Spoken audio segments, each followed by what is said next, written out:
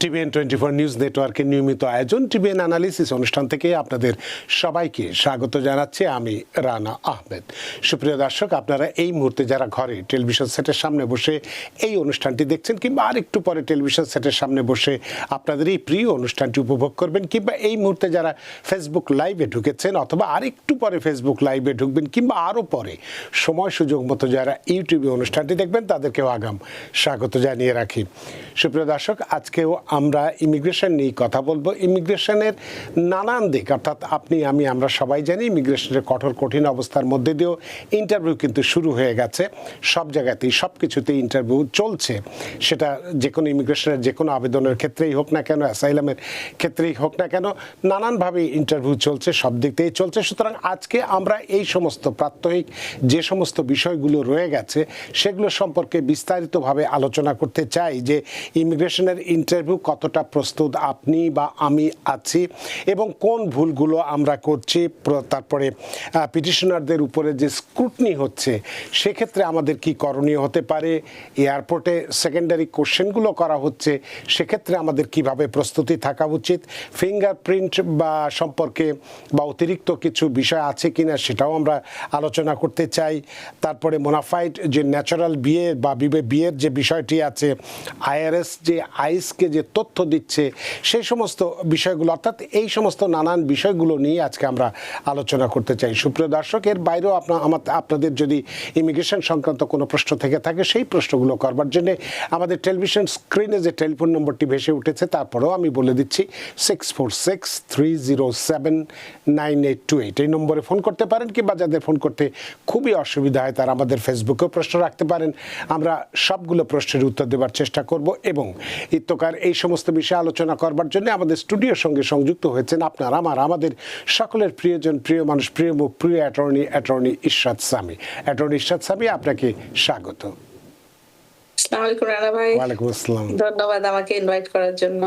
আপনাকেও অসংখ্য ধন্যবাদ যে আপনার সারাদিনের কর্মক্লান্তি উপেক্ষা করে আমাদের সাথে সংযুক্ত হয়েছেন। আজকে ইমিগ্রেশনের উপরে যে সব কিছুর উপরে যে ইন্টারভিউ হচ্ছে সব কিছুতেই, অর্থাৎ আবেদন যেগুলোই আমরা ইমিগ্রেশন সংক্রান্ত হোক, সিটিজেনশিপ সংক্রান্ত হোক, যে কোনো বিষয় হোক না কেন, যেগুলো আমরা আবেদন করেছি সেই আবেদনের উপরে ইন্টারভিউ চলমান, অন্যান্য কার্যাবলীও চলমান। শুধুমাত্র আমরা যেটুকু জানি 75টা দেশ, অর্থাৎ বাংলাদেশ সহ 75টা দেশের শুধুমাত্র ইমিগ্রেন্টদের জন্য যে ভিসা, যেটা সেই ভিসাটা ইস্যু করা বন্ধ আছে, আর অন্যান্য সব কিছুই কার্যক্রম চলছে। আজকে সেটার উপরেই আপনার কাছ থেকে জানতে চাইব, বিশেষ করে ইন্টারভিউয়ের বিষয়ে প্রধান যে ভুলগুলো আমরা করে থাকি ইমিগ্রেশন ইন্টারভিউতে, সবচেয়ে সাধারণ ভুলগুলো আমরা কি করে থাকি এবং যে কারণে আমাদের পরবর্তীতে খুব সামান্য বা যে বিষয়টি খুব চলমান ছিল, স্বচ্ছ ছিল, ভালো ছিল, সেটিও জটিল আকার ধারণ করে। আপনার অভিজ্ঞতার আলোকে একটু জানতে চাইব যে ইমিগ্রেশন ইন্টারভিউতে সবচেয়ে সাধারণ ভুলগুলো আমরা কি করে থাকি। অ্যাটর্নি ইরশাদ সামি। ধন্যবাদ রানা ভাই।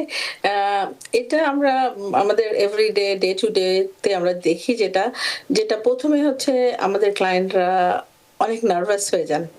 এটা হচ্ছে সবচেয়ে বড় ভুল। এবং একদম সিম্পল জিনিস, যেমন যে শপথ করতে হয়, ডান হাতটা তুলতে হয়, সামটাইমস মিস্টেক করে বাম হাত তুলে, সামটাইমস তুলে না, সামটাইমস বসে পড়ে, নার্ভাসনেসে অনেক কিছু করে। সো নার্ভাস হওয়া যাবে না। আপনি যদি নার্ভাস হয়ে যান, প্রথম থেকেই অফিসার বুঝে নেবে যে আপনি নার্ভাস, সো আপনাকে নার্ভাস করার জন্য সে চেষ্টা করবে। সেকেন্ড থিং হচ্ছে যে আপনি যা অ্যাপ্লিকেশন সাবমিট করেছেন, যা ডকুমেন্টেশন ইউএসসিআইএস কে জমা করেছেন অথবা কোর্টে জমা করেছেন, সেইগুলো সম্বন্ধে আপনার ফুললি অ্যাওয়্যার থাকতে হবে। কি লিখেছেন, কারা লিখেছে, কে অ্যাফিডেভিট আপনাকে দিয়েছে, সে আপনার কিরকম আত্মীয় হন, অল দিস ডিটেলস আপনাকে জানতে হবে। এভরিথিং, কোনো অসামঞ্জস্য কিছু দিয়েছেন কিনা, মানে ইনকনসিস্টেন্ট কোনো ইনফরমেশন দিয়েছেন কিনা আপনি, এবং যা আপনি লিখবেন সবসময় honesty is the best policy. এটা ফলো করবেন, অনেস্টির সাথে অ্যান্সার করবেন। সেটা যদি বিভিন্নভাবে ডিফারেন্ট ওয়েতেও জিজ্ঞেস করা হয়, আপনার অ্যান্সার অলওয়েজ সেম থাকবে। ইন্টারভিউতে দেরিতে অ্যারাইভ করা যাবে না। আপনি আগে যান, ইটস বেটার দ্যান লেট। কারণ এটা তারা অনেক সময় আপনার আধা ঘন্টার বেশি দেরি হয়ে গেলে তারা আপনার ইন্টারভিউটা নেয় না, তারা আপনাকে পাঠিয়ে দেয়, আবার ডেট দিবে বলে। অনেক সময় বলে যে আপনি ইন্টারভিউতে অ্যাপিয়ার হন নাই। এখন এটা খুব কড়াকড়িভাবে তারা দেখছে। সেকেন্ড থিং হচ্ছে আপনি যেই ইন্টারভিউতে আসছেন সেই যা আপনি সাপোর্টিং ডকুমেন্টেশন আপনি জমা দিয়েছেন সেটা আপনি খুব অর্গানাইজড ওয়েতে নিয়েছেন কিনা, এবং অরিজিনালটা আপনি এক সাইডে অর্গানাইজড ওয়েতে নিয়ে যাবেন, আরেকটা সেট অফ কপি নিয়ে যাবেন ইন কেস ইউএসসিআইএস অথবা কোর্ট আপনার কাছে যদি সেটার কপি চান। আর আরেকটা হচ্ছে যে আপনি প্রিপেয়ার কিনা, আপনি যা ইউজুয়ালি 90% অফ দ্য প্রশ্ন আপনি যা জমা করিয়েছেন সেটার উপরে, এবং যে অ্যাপ্লিকেশনে আপনি চাচ্ছেন, যেমন ফর এক্সাম্পল I-130 ইন্টারভিউ হতে পারে, যেটা পিটিশন রিলেটিভ পিটিশনার আপনার ইউএস সিটিজেন পিটিশনার আপনার জন্য অ্যাপ্লাই করেছে, সেটাতে I-130 আর অ্যাডজাস্টমেন্ট হচ্ছে আপনি গ্রিন কার্ডের এখানে থাকার জন্য যে আবেদন করেছেন সেটা। তো আপনি যেই ফর্মই করেন না কেন সেই ফর্ম থেকে আপনাকে বেশিরভাগ প্রশ্ন জিজ্ঞেস করা হয়, ইউজুয়ালি 90%। তো সেই ফর্মের সবকিছু খুঁটিনাটি এভরিথিং আপনার যেটাই আপনি বুঝছেন না আপনার লয়ারের সাথে পরামর্শ করে আপনি ক্লিয়ার হয়ে যান বিফোর ইন্টারভিউ। এবং অবশ্যই কোনো একজন এক্সপেরিয়েন্স লয়ার আপনার সাথে নেবেন, যাতে ইন্টারভিউ অফিসার কোনো রকম আনফেয়ার ট্রিট করতে না পারে আপনাকে। যেমন একটা প্রশ্নকে তারা 4-5 বার জিজ্ঞেস করতে পারে না। আপনি একটা প্রশ্ন যদি একবার সুন্দর আনসার দিয়ে দেন, officer has to stick by it. যেমন অ্যাটর্নি যদি প্রেজেন্ট থাকে এবং আপনাকে যদি বারবার একই প্রশ্ন করে এবং উত্তর আপনি দিয়েছেন এর আগে, এরপরেও আবার ঘুরিয়ে ফিরে সেম প্রশ্ন করে, তখন মানুষ অনেক সময় মনে করে যে হয়তো উনি আমার কাছ থেকে ডিফারেন্ট আনসার আশা করছে। তখন নিজে নিজে একটা আনসার তখন মাথার মধ্যে ক্রিয়েট করে আনসারটা দিতে অফিসারকে হ্যাপি করার চেষ্টা করে অনেক ইন্টারভিউয়ার। সেটা করবেন না। আপনি যেই প্রশ্নটা উনি আপনাকে করেছেন সেটা আপনি বুঝে তারপরে উত্তর দিবেন।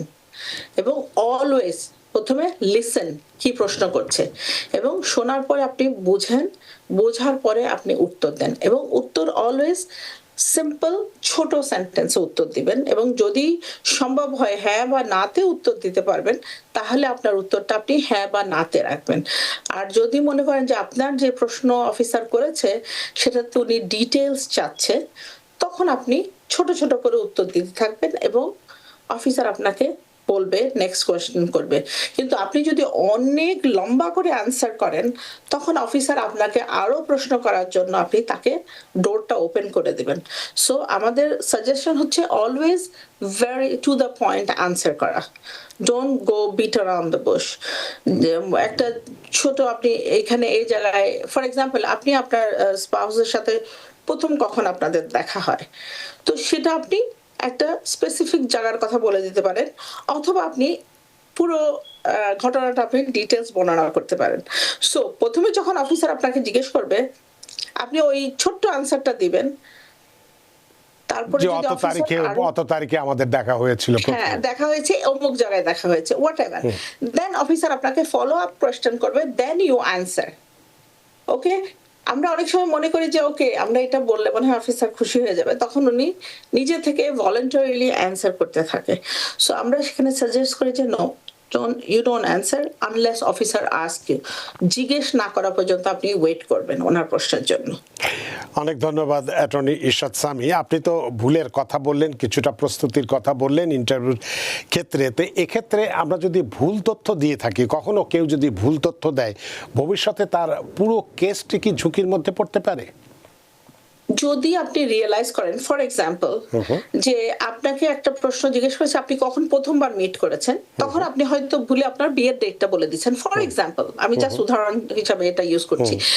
তখন আপনি যখন রিয়েলাইজ করবেন যে না আমি এই প্রশ্নটা এভাবে উত্তর করা উচিত ছিল, আমি ভুল করেছি, এবং আপনি যদি ক্লিয়ারলি বুঝতে পারেন তাহলে আপনি বলতে পারেন officer sorry I misunderstood your question, আমার this was actually my answer, I did not understand or I understood it wrong, something আপনি আপনার সেলফ এক্সপ্লেইন করতে পারেন। এবং যদি আপনি মনে করেন যে you made a big blunder এবং আপনি এটা কন্টিনিউ করতে পারবেন না এবং আপনার মিস্টেকটা আপনার goes to the core of your case, তখন আপনি বলতে পারেন আপনার লয়ারকে যে আমি একটা ছোট ব্রেক চাই, আমি আইদার পানি খাবে অথবা বাথরুমে যাবে অথবা সামথিং একটা ছোট ব্রেক নিয়ে আপনি আপনার অথবা আপনি বলতে পারেন যে I need to talk to my lawyer, I need some time, so they will give you some time. অনেক ধন্যবাদ বিষয়টি পরিষ্কার করার জন্য। আমরা আরও আপনাকে প্রশ্ন করব বিভিন্ন বিষয় নিয়ে। এই ধরনের প্রশ্নগুলো আমাদের সবারই, শুধু যে একজন দুইজনের তা নয়, প্রত্যেকের এই ধরনের প্রশ্ন থাকে। অনেকে করে, অনেকে করতে পারেন না, অনেকে হয়তো কোথায় করবেন সেটাও বুঝে উঠতে পারেন না। সে কারণে আজকে আপনার কাছে অনেক প্রশ্নই করব। তবে দুজন দর্শক অনেকক্ষণ ধরে অপেক্ষা করছেন, তাদের ফোনগুলো নিয়ে নেই। সুপ্রিয় দর্শক, কে আছেন টেলিফোনে? দয়া করে নাম পরিচয় দিয়ে আপনার প্রশ্নটি করুন। হ্যালো, আসসালামু আলাইকুম। ওয়ালাইকুম আসসালাম। আমি পেনসিলভেনিয়া থেকে হাসান বলছিলাম। আমার কোশ্চেনটা হচ্ছে, আমি আমার ছোট ভাইয়ের ওয়াইফের জন্য 2023 সালের সেপ্টেম্বরে অ্যাপ্লিকেশন করছি। সো এর স্পন্সর এবং সবকিছু অ্যাপ্রুভ হয়ে গেছে। তার লাস্ট অ্যাপ্লিকেশন যেটা আসছে এটাতে বলা হয়েছে ওয়েট ফর ইন্টারভিউ। এটা বলা হয়েছে অগস্টের 2025, আর এখন হচ্ছে 2026 এপ্রিল। এখন পর্যন্ত মানে কোনো ইন্টারভিউর কোনো স্কেজুল আমরা পাইনি। এখন কি করণীয় সেটাই জানতে চান? জি, এখন কি করণীয় বা কোনো আপডেট আমরা কিভাবে পাইতে পারি, কিভাবে পেতে পারেন, এটাই আপনার প্রশ্ন। অনেক ধন্যবাদ জনাব হাসান আপনার প্রশ্নের জন্য। অ্যাটর্নি ইশরাত সামি। আমি মনে করছি না উনি বাংলাদেশেই আছেন, আমার ছোট ভাই, এবং বাংলাদেশে ভিসা পজ এবং ব্যান কান্ট্রিগুলোর মধ্যে একটা। সো যদিও প্রসেসিং চলছে, ইন্টারভিউ চলছে, কিন্তু ভিসা ইস্যু হচ্ছে না। ইন্টারভিউর পরে যদি আপনি কোয়ালিফাইও করেন, স্টিল আপনার অ্যাকাউন্টে দেখলে দেখা যাবে যে visa refused or it's administrative processing, all this. But এগুলোতে ঘাবড়াবার কোনো কারণ নেই। অ্যাজ সুন এজ তারা ভিসা ব্যানটা লিফট করার সাথে সাথেই ভিসা ইস্যু করা শুরু হবে। না, সেটা তো ইস্যু না, ওনার তো ইন্টারভিউ হয়নি, অপেক্ষা করছে। সেই গত বছরের 25 সালের অগাস্ট মাসে তাদেরকে বলেছে ইন্টারভিউর জন্য এখন আমরা রেডি আছে, মানে ওয়েট করতে হবে। তো ইন্টারভিউ হচ্ছে না, প্রায় আবার বছরের কাছে চলে আসছে। রানা ভাই, ইন্টারভিউ আসতেছে এখন দে আর গিভিং ইন্টারভিউস, সো ওনারা পাবেন সোন। এখন সবাই অনেকেই এরকম ভাবে ওয়েট করছে ইন্টারভিউ। এটা কি ওনারা কি দেখার কোনো উপায় আছে যে কোথায় গেলে ওনাদের স্ট্যাটাসটা কি অবস্থায় আছে? ওনাদের অ্যাকাউন্ট আছে, ওনাদের অ্যাকাউন্টে ওনারা পাসওয়ার্ড দিয়ে ওখানে ঢুকলে ওটাতে ওনারা দেখতে পাবেন, অথবা ওনারা ইউএসসিআইএস এখানে কল করেও আপনি তাদের সাথে কথা বলতে পারেন। বাট এই কেসগুলোতে এখন আপাতত মুভমেন্ট ভেরি স্লো হচ্ছে, সো একটু ওয়েট করতে হবে until they move the pause. অনেক ধন্যবাদ জনাব হাসান। আশা করি আপনি আপনার উত্তর পেয়েছেন। আসলে এখন ইন্টারভিউ হচ্ছে, হয়তো একটু স্লো, কিন্তু ইন্টারভিউ হচ্ছে, চলমান, সব কিছুই চলমান। তো এর মধ্যে নিশ্চয়ই যে কোনো মুহূর্তে হয়তো আপনারা ডাক পেয়ে যেতে পারেন। আপনার ভাইয়ের ওয়াইফ যার জন্য আবেদন করেছেন তিনি খুব শীঘ্রই হয়তো পেয়ে যাবেন, এটা আমরা বলতে পারি। তবে কবে নাগাদ পাবেন সেটা বলা মুশকিল। তো আর সেক্ষেত্রে আপনার স্ট্যাটাসটা কী অবস্থায় আছে সেটাও আপনি দেখতে পারেন কিভাবে, সেটাও বলা হয়েছে। আপনার প্রশ্নের জন্য অনেক ধন্যবাদ। সুপ্রিয় দর্শক, কে আছেন টেলিফোনে? দয়া করে নাম পরিচয় দিয়ে আপনার প্রশ্নটি করুন। আসসালামু আলাইকুম। আসসালাম। আমার নাম ফাতিমা, আমি ব্রঞ্জ থেকে ফোন করছি। জি। আমার আম্মার ইন্টারভিউ হয়েছে বাংলাদেশে। সরি, তো এখন কাগজ দিয়ে দিতে। দাঁড়ান, আপনার আম্মার ইন্টারভিউ হয়েছে, বা কবে ইন্টারভিউ হয়েছে? 7 তারিখে, এই মাসের 7 তারিখে, এপ্রিলের 7 তারিখে। জি। 7 তারিখে ইন্টারভিউ হওয়ার পরে তারা একটা কাগজ দিয়ে দিছে। জি। কাগজে 3 নাম্বার করে ক্রস চিহ্ন দেওয়া। জি। You have been found ineligible for an immigration visa under section 221G. জি। এইরকম একটা প্যারা আছে। তো এটা মিনিংটা কি? আচ্ছা, আমার আম্মা কি ভিসা পাবে? আচ্ছা, আপনার প্রশ্নের জন্য অনেক ধন্যবাদ ফাতিমা। অ্যাটর্নি ইশরাত সামি। আপু আমাকে একটু চিঠিটা আমি দেখলে আমি বলতে পারবো, আপনি যদি আমাদেরকে পাঠান, উই ক্যান হেল্প ইউ ইনশাআল্লাহ। ওকে। ওই সেকশন 212 এর কথা বলেছে, 212G এর কথা বলেছে। ওখানে কি আছে? ওই এটার ক্ষেত্রে কি বলা আছে সেকশন? আমার একটু দেখতে হবে ওনাকে কি পাঠিয়েছে চিঠিতে, সেজন্য না দেখে বলতে পারছি না রানা ভাই।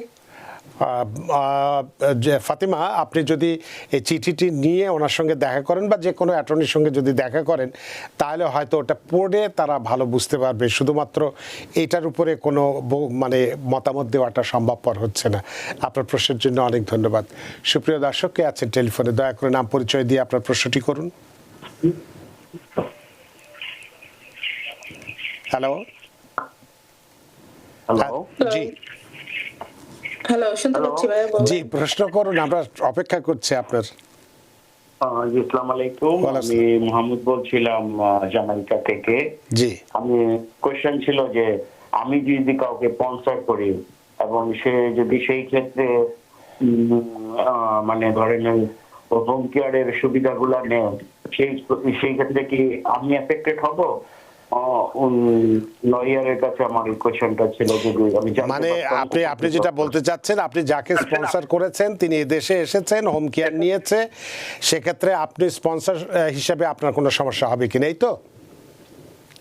অনেক ধন্যবাদ মাহমুদ আপনার প্রশ্নের জন্য। অ্যাটর্নি ইরশাদ সামি। ধন্যবাদ রানা ভাই। আমরা অ্যাকচুয়ালি সাজেস্ট করছি এখনকার প্রেক্ষাপটে গভর্নমেন্ট কোন রকমের পাবলিক ফান্ডটা না নেওয়া উচিত, বিকজ আপনি সিটিজেন হওয়ার পরে আপনি নেন সুযোগ সুবিধা, that's fine, but green card আপনি এসে মাত্রই যদি এগুলো নেওয়া শুরু করেন, unless you have a very strong case that you are very sick, you need it, then that's different. এই কেসগুলো পাবলিক চার্জের কেসগুলো কেস বাই কেস বেসিসে ডিল করে। কারণ উনি যখন স্পন্সর করেছেন, করবে বলেছে, কারণ উনি যখন স্পন্সর করেছেন যার জন্যে, তখন তো তিনি একটা মানে উনি তো প্রতিশ্রুতি দিয়েছেন যে তিনি আসলে এখানে তার ব্যয়ভার বহন করবেন ইত্যাদি ইত্যাদি, সরকারি সুবিধা নেবেন না, এবং 3 ইয়ার্স ধরে এটা থাকবে। 3 বছর, কমপক্ষে 3 বছর, তারপরে হলে হয়তো। সেক্ষেত্রে যারা মাহমুদ, আপনি স্পন্সর যাকে করেছেন এবং হোম কেয়ার নিচ্ছে, হোম কেয়ারটা কতটা পাবলিক চার্জের মধ্যে, হোম কেয়ারটা কি পাবলিক চার্জের মধ্যে পড়ে বা অ্যাটর্নি সাহেব? ভাইয়া right now they are very very tight on this thing.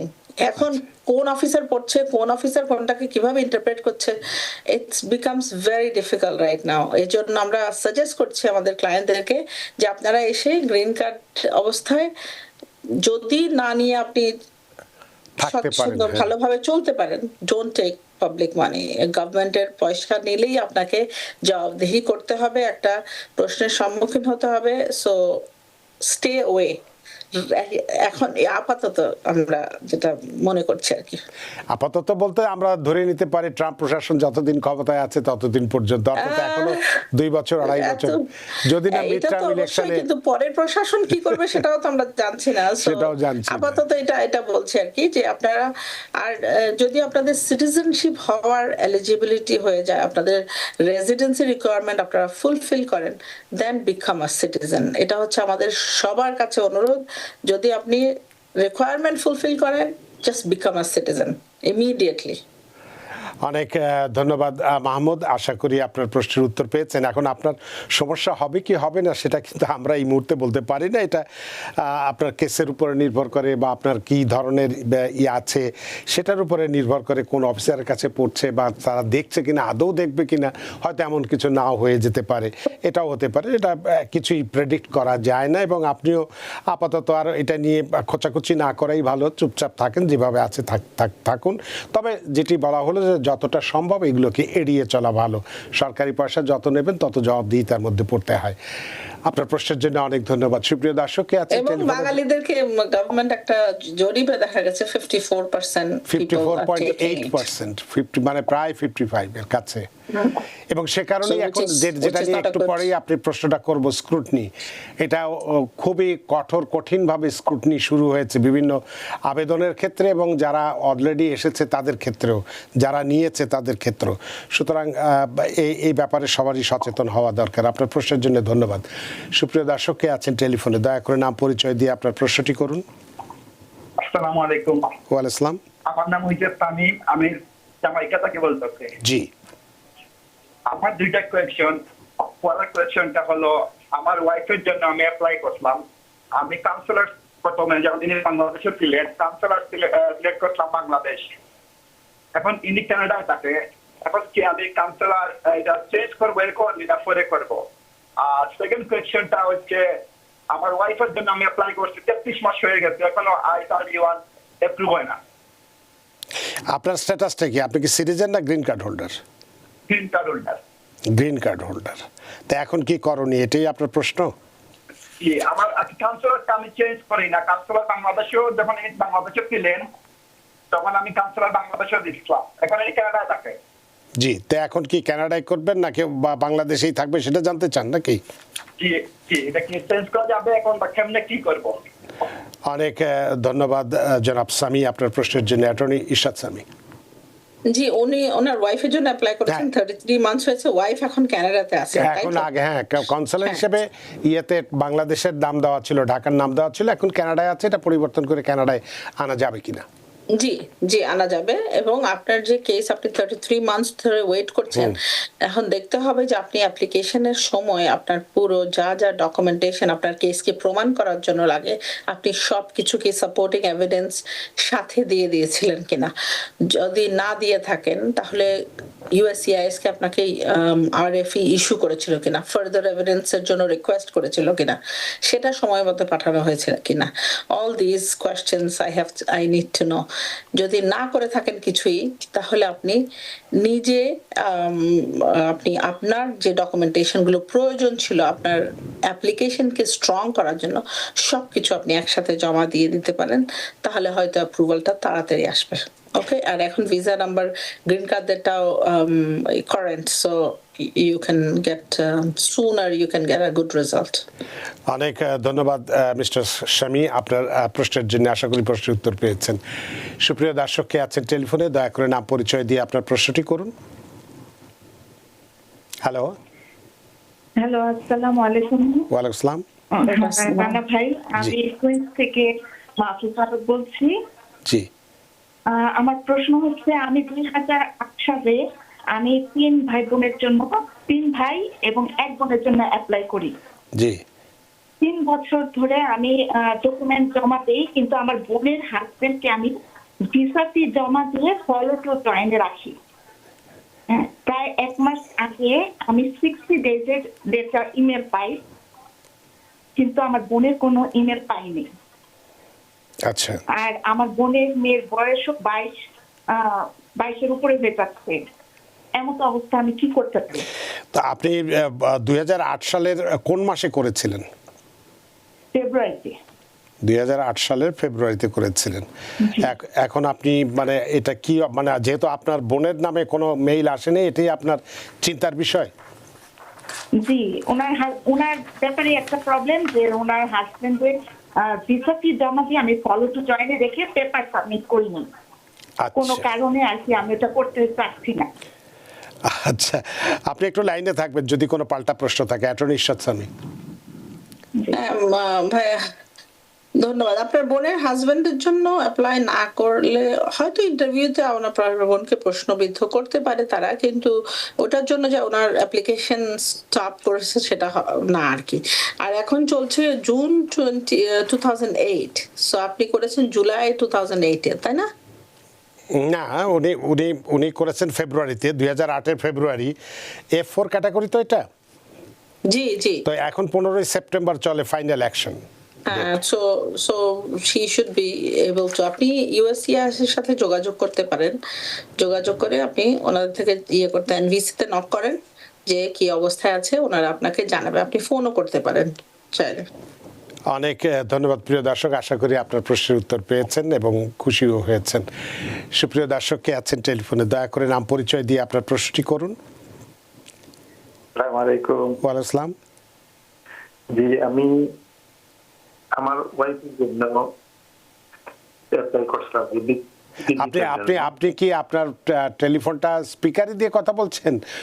কথা স্কিপ করে যাচ্ছে, আপনি স্পিকারটি বন্ধ করুন। জি জি, এবার বলুন। আমি সিটিজেন, আমার মেয়ে 2 বছরের বেবি, ও সিটিজেন করছি বাংলাদেশে। জি। তো আমার ওয়াইফের জন্য অ্যাপ্লাই আছে, আর ভিজিটে চলছিলাম, ওনারা দেয় নাই 4 মাস আগে। এখন চাইতেছি আমার মেয়ে মেয়ের দিয়ে কিরকম মানে আনা যায়? ওর তো পাসপোর্ট আছে। মানে আমেরিকান পাসপোর্ট আছে আপনার মেয়ের? জি জি, ওর পাসপোর্ট আছে। জি তা আপনারও তো পাসপোর্ট আছে, আপনিও তো সিটিজেন বললেন। জি, আমি সিটিজেন। আমি আমার ওয়াইফ সাথে বাংলাদেশে থাকে, হ্যাঁ। আর কি আনার জন্য। তা এখন কিভাবে আনবেন এটাই আপনার প্রশ্ন, না কি কি প্রশ্ন করলেন আপনি? জি জি জি, আমি প্রশ্ন করছি আপনার ভিজিটে চলছে, ওরা দেয় নাই। ও, ভিজিট ভিসার জন্য করেছিলেন, দেয় নাই?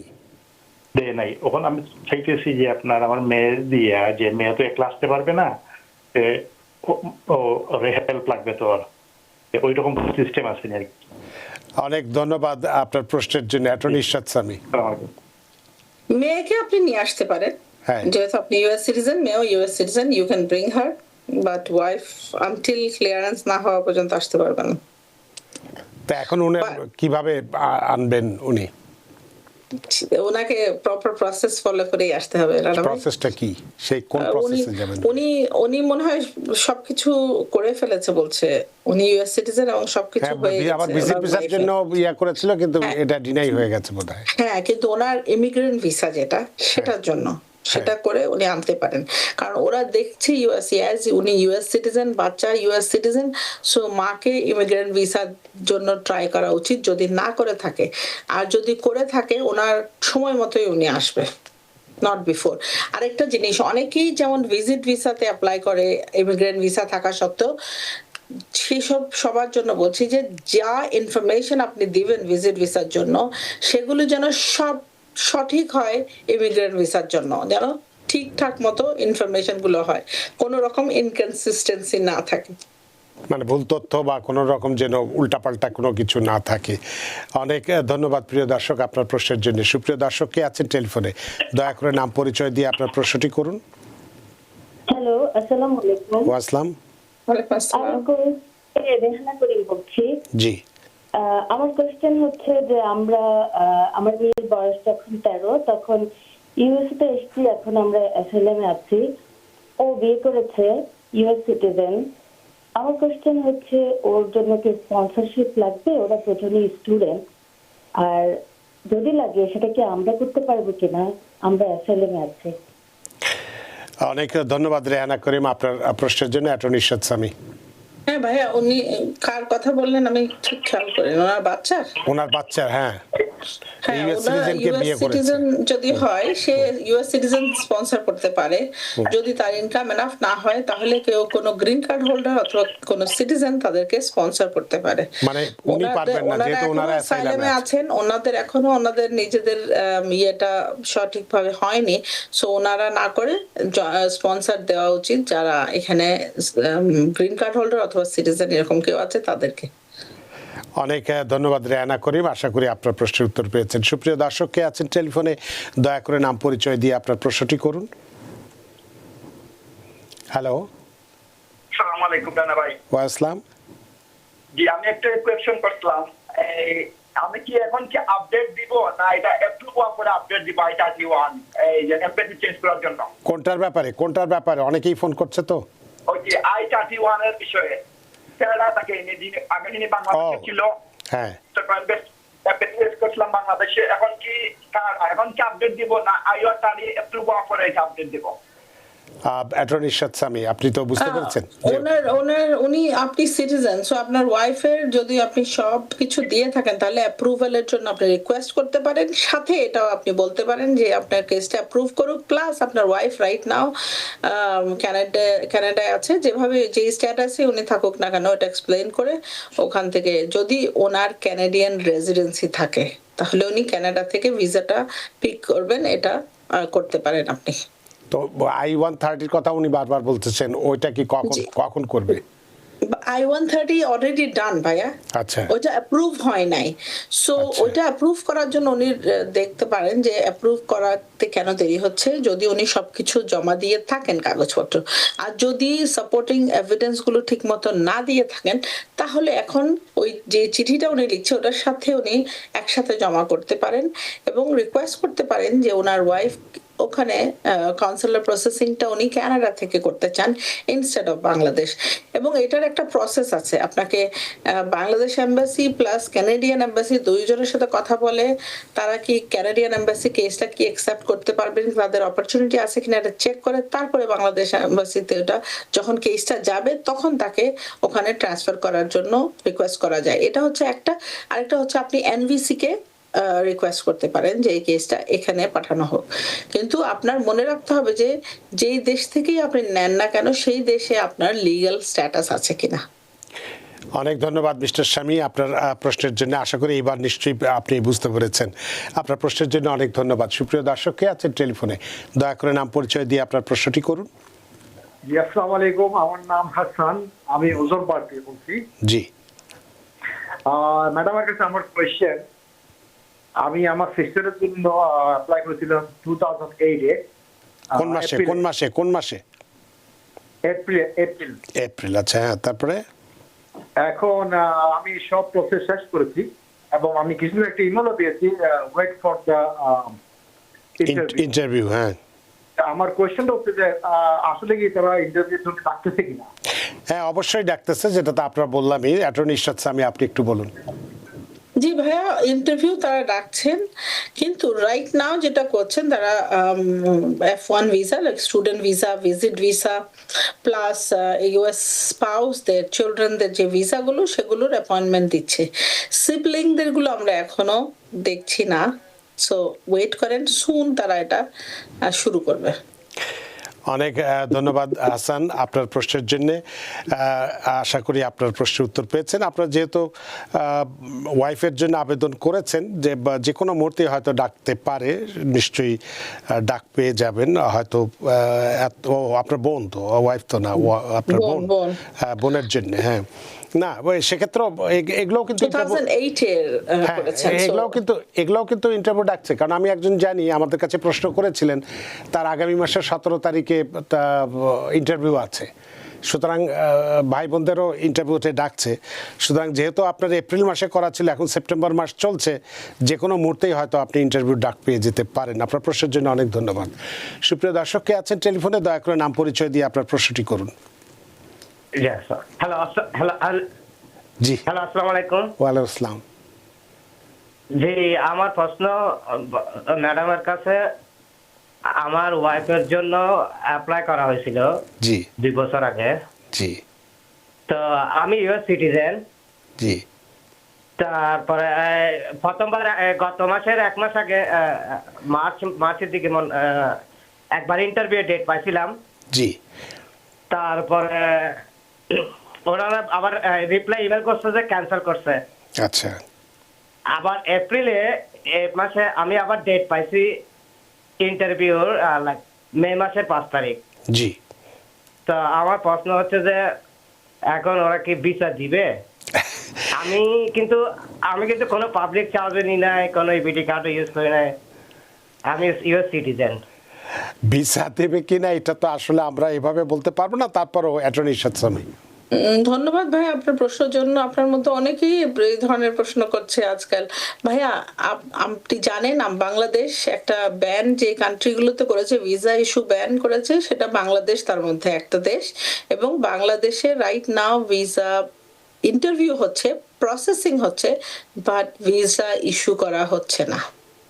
সো অ্যাজ সুন অ্যাজ তারা এই পজটা তুলে নেবে, তারা সাথে সাথে ভিসা ইস্যু করা শুরু করবে যাদের ইন্টারভিউ হয়ে গেছে তাদেরকে। ওকে, সো একটু ধৈর্য ধরেন, সুন আমরা আশা করছি এটা পজটা উঠে যাবে। অনেক ধন্যবাদ প্রিয় দর্শক। আসলে আপনার মানে সুসংবাদ আপনার জন্য যে আগামী মাসের 5 তারিখে আপনার ওয়াইফের ইন্টারভিউ আছে। ইন্টারভিউতে যথাসময় যাবে, সব কিছু সুন্দর করে নিয়ে যেতে বলবেন। যা যা বলবে, যতটুকু বলা দরকার, উত্তর যতটুকু দেওয়া দরকার ততটুকুই বলবে, তার বাড়তি কোনো যেন কথা না বলেন।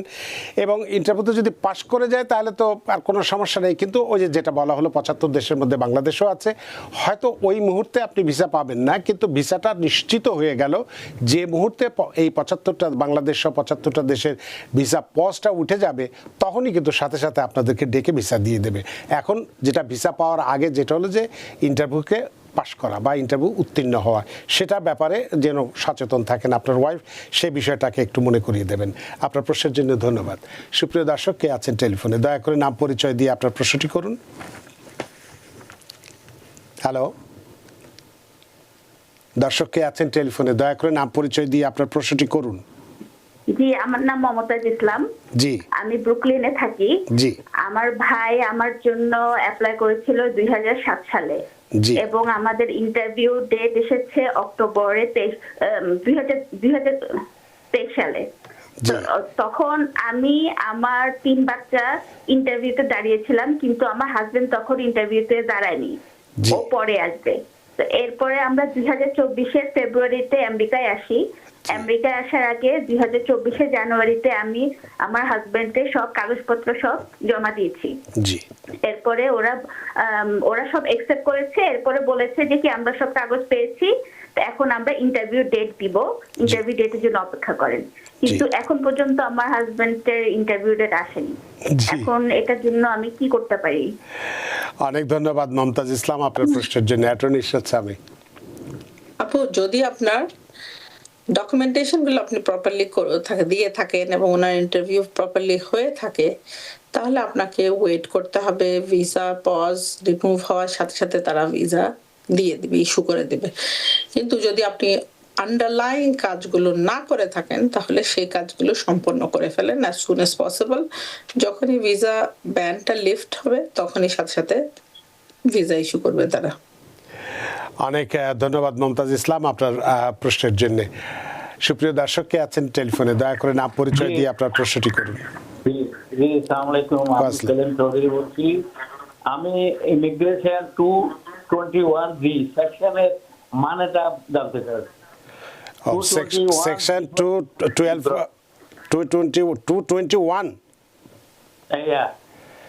জি জি, এটার মানে বুঝতে চান? জি, এই সেকশন, জি জি জি, এই সেকশনে অ্যাটর্নি ইরশাদ সামি। ভাইয়া, 221G of which act, which section বলেছেন আপনি, which act এর under? There are so many 221G. So আপনার যদি জানতে হয়, আপনি পার্সোনালি আমাদের সাথে যোগাযোগ করেন এবং আপনার যেটাই আপনি তাদের কাছে ইউএসসিআইএস এর কাছ থেকে রিসিভ করেছেন সেটা আমাদের কাছে পাঠান, আমরা আপনাদেরকে এক্সপ্লেইন করে দেব ইনশাআল্লাহ। অনেক ধন্যবাদ প্রিয় দর্শক। সুপ্রিয় দর্শক, কে আছেন টেলিফোনে? দয়া করে নাম পরিচয় দিয়ে আপনার প্রশ্নটি করুন। হ্যাঁ, দাদা, আমার নাম ঝুলন সেন। জি, আমি কুইন্স থেকে বলছি। জি, আমি কাজ করি নিউ ইয়র্ক পুলিশ ডিপার্টমেন্টে।